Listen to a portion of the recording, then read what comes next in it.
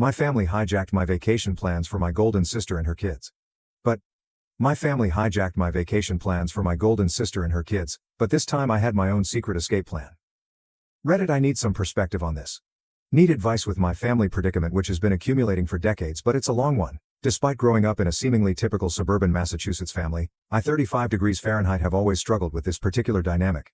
The golden child has always been my older sister Kate, 42F. Our home has been a monument to Kate's life since I can remember, with every wall adorned with her accomplishments and every discussion focused on her life. My parents were too busy getting ready for Kate's college interviews to buy a cake for my 10th birthday, which I can still clearly recall. They even attempted to pass off Kate's leftover graduation cake, which still had her name on it, as my birthday cake. As I grew up, Kate's accomplishments eclipsed every significant event in my life. Kate had recently been selected to the debate team, so my parents were hardly aware that I had made the honor roll in middle school. Kate had to tour a college campus, so they were unable to attend the ceremony.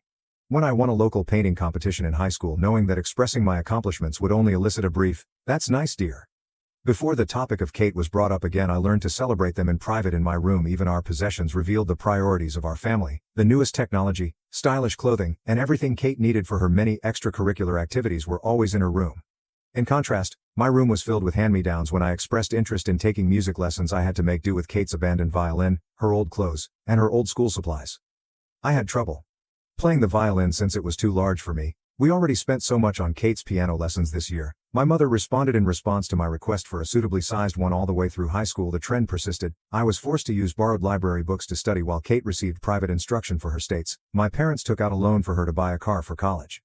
They advised me to take the bus when I needed assistance getting about. Kate's needs and desires were at the center of every financial choice. Family discussion and holiday preparation was really difficult in college. With the full backing of our parents, Kate had earned her degree from a renowned university. They could only agree to pay half of the tuition at a public school when it was my turn. They clarified, "We're still paying off Kate's student loans, you'll need to figure out the rest on your own in order to make ends meet." I worked 2 part-time jobs while I was a student, frequently dozing off over my textbooks. Kate, in the meantime, was beginning her career at a position our parents had helped her land through their contacts. 7 years ago Kate got married, and everything changed, or rather grew worse, for a whole year. Our family's whole attention was on the wedding for her ideal wedding, which included a designer gown, an opulent location, and a guest list of more than 300. My parents took out another loan. Despite their concerns about the payments, I recall all hearing them in the kitchen one evening and their insistence that nothing was too good for Kate's special day. Was there ever any question that she was her maid of honor? I was supposed to coordinate bridal showers, plan a lavish bachelorette party, and manage any minor emergencies that arose. My mother told me, "Don't be selfish, Elizabeth. This is your sister's special time." When I expressed how stressed I was with juggling these obligations while working a full-time job, the twins followed. Our parents were ecstatic when Kate revealed she was expecting twins. Even though they were still repaying the wedding loan, they contributed to the down payment on a home close to them. I witnessed them spend their retirement money, which they claimed they couldn't access when I needed assistance with college, on the day they signed those documents. However, they claimed that this was different. "This is for our grandchildren." Who were the default babysitter, you ask? Yes, I do. It started out as sporadic babysitting. The request, "Elizabeth, could you watch the boys for a few hours?" became a weekly ritual, which was later extended into evenings whenever they had appointments. My parents were in favor of this arrangement, stating this is what family does. Kate and her husband Jack, 43 million, assumed that I would always be there to assist them whenever I attempted to object. Even while I adore them, the twins, who are now active 7-year-olds, are draining. The routine is the same every weekend. Kate unexpectedly drops them off at my place, usually with a pretext that she needs me time or has essential errands to run. The lads run amok, transforming my tiny apartment into a catastrophe. Kate starts crying about how overwhelmed she is when I try to set limits or ask for advance warning, and my parents criticize me for not being supportive. I put in a lot of overtime to establish myself in the marketing industry. I recently received a promotion offer that would involve greater hours and more travel. My mother remarked, "But what about the twins your sister needs?" "You hear," Kate added. "You can't take that job, Elizabeth. Who will help me with the boys?" When I brought up this topic during a family dinner in the hopes of receiving some congratulations, it seems as though my time, profession, and life are completely irrelevant. My father should add, "Family. My mother always comes first, Elizabeth."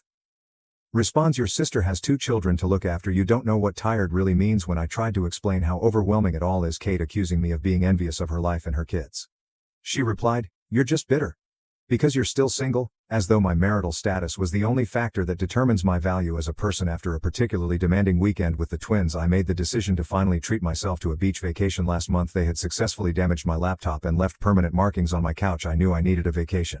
I discovered a small, unpretentious resort in Florida that was ideal for a tranquil retreat. My mother's eyes glowed when I brought it up during our weekly family supper. "Oh, that's perfect. We should all go together. The twins would love the beach." Before I could protest, Kate had already begun organizing events. She stated, "You can take the boys swimming while Jack and I have some alone time," as though my trip would naturally turn into a time for them to be looked after in exchange for my assistance with the twins. Of course, my parents even offered to upgrade my reservation to a superior resort where they would all stay, totally disregarding the fact that this was meant to be my vacation. They began organizing activities and outings centered around what the twins would like. I made a choice that would alter everything. While I was lying in bed that night, I reserved a separate resort on a quiet little island. I kept the change in plans a secret from everyone. Silently, I began preparing by scheduling time off work, packing my things covertly, and ensuring that my emergency fund was available. Even though I know it's dishonest, I simply couldn't stand it any longer at the airport. They will be separated from us while I board my flight to another location. They will be traveling to Florida. I've disabled location sharing, and I'm ready for the inevitable criticism.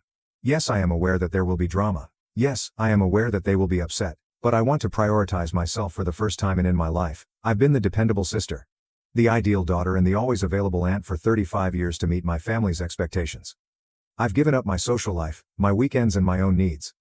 I was constantly babysitting, so I missed out on dating prospects. I have declined advancements that might conflict with the needs of my family to be there for them whenever they need me. I've put my personal life on hold right now. I'm fleeing a lifetime of being taken advantage of, not just a holiday. I intend to utilize this as a turning point to set clear limits with my family and perhaps even take a complete vacation from them. I'm sick of always making sacrifices, being the family's pillar of support and being the dependable fallback option. Reddit, what should I do?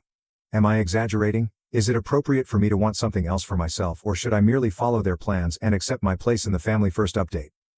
I appreciate all of your help and guidance since my last post. A lot has transpired, and I want to explain how it all turned out, although everything went according to plan.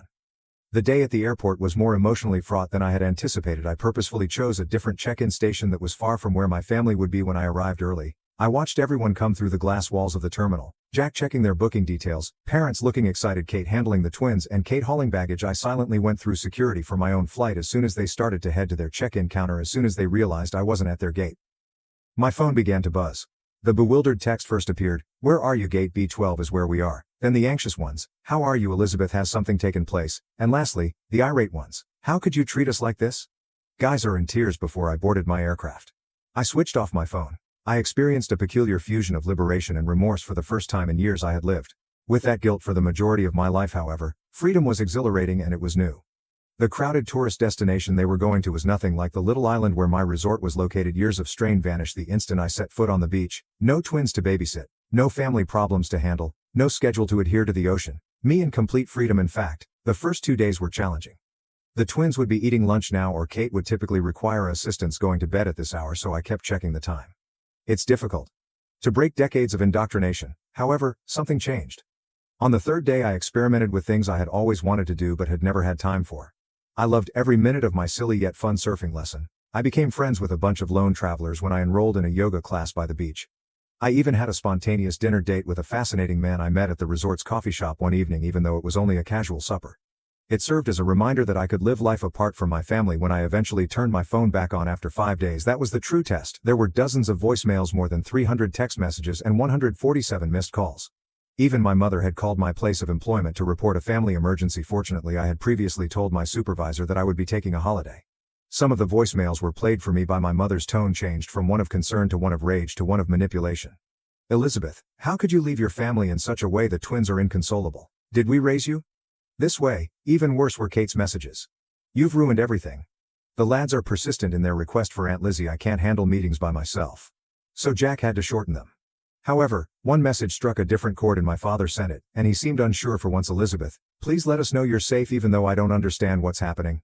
I had never heard him talk to me without instantly defending. "Kate is pressuring me to do more." Before I texted our family group chat just once. "I'm having a great vacation, and I'm safe. When I get back, I'll get in touch with. Could you please give me space?" I then turned off the conversation and resumed talking to myself. The following 5 days were life-changing. In addition to reading bedtime stories to the twins, I also read 3 novels. I spoke with other guests without interruption every evening. Instead of rushing home to assist with baths and sleep, I watched the sunset in order to digest years' worth of suppressed emotions. I even began journaling. I ate dinner at a little beachside Erie last night. When the elder waitress saw that I was alone, she inquired as to whether I was content with my seclusion. She said something that stuck with me after I gave her a brief explanation of my circumstances. "Family is vital. Honey, but not at the expense of your own well-being. Putting yourself first is sometimes the boldest thing you can do. I didn't head straight to my flat when I got home in order to give myself time to get ready for the inevitable confrontation. I had reserved a hotel room for 2 nights. During this period I updated my work emergency contacts, changed the locks on my doors, and above all put my boundaries in writing. I accidentally liked a coworker's post on social media, which is how my family found out I was back. My mother and Kate arrived at my apartment building in a matter of hours, constantly buzzing my intercom across the street. I watched them from the window of my hotel room, feeling oddly cut off from their spectacular performance. I'm going to confront them tomorrow at a neutral coffee shop, not my res. I know it won't be simple, but I've prepared what I want to say when I consider it. My hands tremble, but I'm choosing myself for the first time in my life, and I know I'm doing the right thing in spite of the worry, the guilt, and the drama that will undoubtedly then. I'll provide another update. Following my talk with my family, I'm grateful because Reddit gave me the confidence to take this first step toward independence. Second update is scheduled. My family and I gathered at the coffee shop, and it was even more heated than I had anticipated. This is what took place. The encounter at the coffee shop began politely enough. I got there early and sat at a corner table where I could see the front door and the emergency exit, a habit I'd formed from years of expecting family drama. I could hardly grasp my coffee cup because my hands were shaking so much. My parents, Kate, and surprisingly Jack all showed up together. I am glad. There are no twins. I raised my hand and said what I had practiced before they began their planned speeches. I'm establishing boundaries, and they can't be negotiated. The 2 hours that followed was a master class in manipulating emotions. Kate started crying as she described how my absence had traumatized the twins. My mom attempted to instill guilt following all that we have done for you. Unexpectedly, Jack tried to mediate by offering a compromise in which I would only see the kids every other weekend for the most part. My dad sat quietly and uneasily with Kate's statement, "You're being selfish." Family means sacrifice was the pivotal moment. Something broke inside of me. Clearly, but calmly I responded, "Yes, family means sacrifice, but it's supposed to go both ways. When was the last time any of you sacrificed anything for me?" The ensuing The hush was deafening. I revealed everything. For the first time, the years of being Kate's second best friend, the unfair financial treatment, and the ongoing belief that my life and time were not as valuable as theirs. I then showed them my calendar for the previous year, with every weekend designated for babysitting and every holiday tailored to their requirements. Attempting to interrupt, my mother said, "But that's what aunts do." Responded by saying something I had never before dared to say: "No, that's what paid babysitters do. And Kate, if you need this much help, maybe it's time to consider hiring one." From there, discussion took a different turn. My mother followed Kate as she rushed out. Remarkably sorry, Jack remained and acknowledged that they had exploited my availability. After remaining silent for a while, my father said, "We never meant to make you feel this way. It was something, but it wasn't an apology." I carried out my strategy. When they departed, I relocated to a different area of the city and got a new apartment. Although it's smaller than my previous residence, it's in a safe building with a doorman who has been informed of my predicament. Only my workplace and a select group of close pals now have my updated phone number. Rebuilding my life from scratch was the most difficult aspect, not the relocation or the planning. I had no true hobbies and few close acquaintances because I had spent years being there for my family. I began modestly. I enrolled in pottery lessons, joined a local reading club, and accepted dinner invitations from co-workers that I had previously consistently declined. It was a weird first weekend of real freedom. I did things that were previously unthinkable, including staying up late, going to a farmer's market, and spending hours perusing a bookshop. Kate didn't text me urgently. Mom doesn't make guilt-tripping calls. No requests for last-minute babysitting. My family's The response to my rel location was harsh, but expected when my mother attempted to contact me via the company switchboard. They learned that my new job does not allow personal calls during business hours. On one occasion, Kate even visited my office, but security was alerted beforehand. She wrote a tearful letter accusing me of destroying our family. Jack was the source of the unexpected development. He apologized by email for his part in making the scenario possible. At first, Kate objected to him taking the twins to events on the weekends, but she has since come to terms with it. It's a minor yet important modification. My folks are having a hard time adjusting. Dad occasionally texts, usually in an embarrassing attempt to strike up a conversation. Mom fluctuates between angry outbursts and icy quiet. She left a voicemail last week stating, "When you're done with this rebellion, we'll welcome you back. This isn't a phase." And she doesn't get it. My new reality is this: without regular family interruptions, work has significantly improved. I'm more productive and focused after noticing the shift. My supervisor assigned me to oversee a significant new project for the first time in years. I'm also dating casually, but I'm taking it slow. Internally, there has been the biggest shift. I no longer have the ongoing background anxiety that I had for years. I've started exercising frequently, improved my diet, and slept better, according to my therapist. Yes, I have finally begun therapy. I am beginning to recuperate from what she refers to as chronic family stress syndrome. The twins sent me a gift last weekend that included handcrafted notes expressing how much they miss me. Even though it was bittersweet, I remained resolute. Carefully wrote them back to let them know that although I love them, I need some time to look after myself. I had to write it even though Kate is unlikely to read it to them. "There's a lightness about you now. You look years younger," observed an old acquaintance of mine. When I ran into her yesterday, she was correct. I feel lighter in spite of the angry text, the efforts at emotional manipulation, and the guilt that still surfaced. More liberated. Family love shouldn't feel like a prison. Sentence. I'm discovering respect for personal space. Acknowledgement of one's own needs and reciprocal assistance rather than only one-sided sacrifice are all components of true love. In my new flat will be 1 month old next week. This is the first time I've ever dared to throw a tiny housewarming celebration. Only a few buddies from pottery class, book club and work, with no expectations, no drama, no family, just individuals who embrace me for who I am. I'll provide another update soon. I'm grateful to Reddit for giving me the confidence to make a life shift update. 3 completed updates. It has been a life-changing 3 months, and I want to describe how it has all come together. The confrontation I had been dreading and anticipating arrived last week. My father unexpectedly came up to my place of employment. His method was distinct from Kate's emotional manipulations or my mother's prior frenzied attempts when he asked if we could have lunch together. He was composed, even resigned. We got together at a peaceful eyrie close to my workplace. For the first time in my life he truly saw me as his daughter, not as Kate's sister or the family's fallback option. He remarked, "You look healthy," in a startled tone. Happier. The fact that he hadn't seen my discontent for years weighed heavily on the observation that lingered between us. The family had presented him with a proposal. They were prepared to make concessions if I agreed to take back my place in the family. I could have every other weekend off. He went on to say they'd even pay for my time with the twins, as though making money off of the commitment would make it more alluring. They still didn't understand. I realized as I looked at him across the table they did not view my independence as a basic right but rather as a negotiating chip. "Dad," I replied, "I'm not negotiating my freedom, I'm living it." The conversation that ensued was the most candid one I have ever had with my father. I described how their incessant focus on Kate had impacted me emotionally as much as practically. I told him about memories he had forgotten or had never noticed, dreams disregarded, accomplishments overlooked, and birthdays neglected. His reaction was surprising.